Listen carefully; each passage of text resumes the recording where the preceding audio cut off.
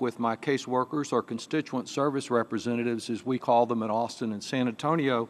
And what I found, Commissioner, is that when 250 IRS employees spend over 120,000 hours and almost $20 million on responding to Congress, those employees are not able to respond to their ordinary duties.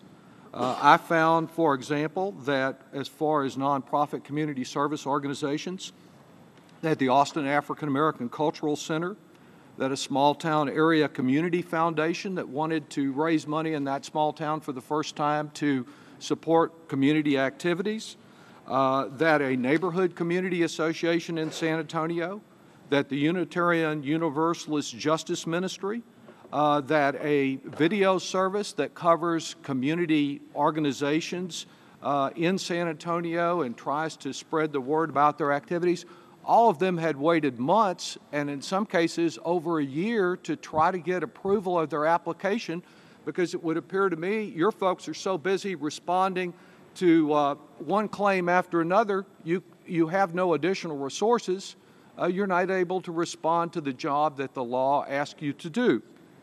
I believe that there has been a long-term commitment to hamstring, to encumber, to underfund the Internal Revenue Service and discredit it and the whole concept of progressive taxation in this country.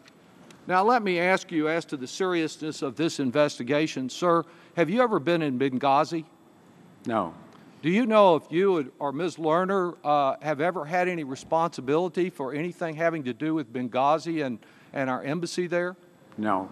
How about Area 51 out in Roswell, New Mexico, where all those space aliens allegedly came? Have you ever had any responsibility for that?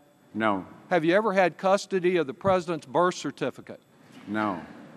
Well, Commissioner, I believe one of the mistakes that you've made in dealing with the committee today is that you did assume professionally that this was a serious inquiry. I believe it is an endless conspiracy theory that's involved here that is being exploited solely for political purposes. I don't approve of Ms. Lerner. I don't approve of the way the IRS handled all these matters. But I think there is a much larger cover-up issue here, and it is the desire of our Republican colleagues to cover up these purported social welfare organizations that don't want to disclose the secret corporate campaign contributions that they rely on to pollute our democracy.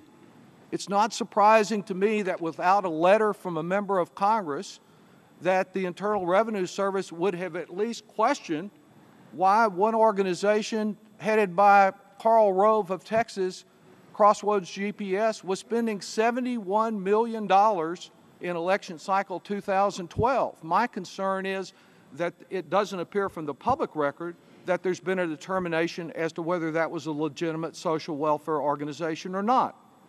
As my colleague Mr. Becerra indicated, we know from today's papers an elaborate chart that another of these social welfare organizations headed by Mr. Rove, called Citizens for a Strong America, and we're sure all for that, but that organization apparently was involved in polluting the political process in the state of Wisconsin.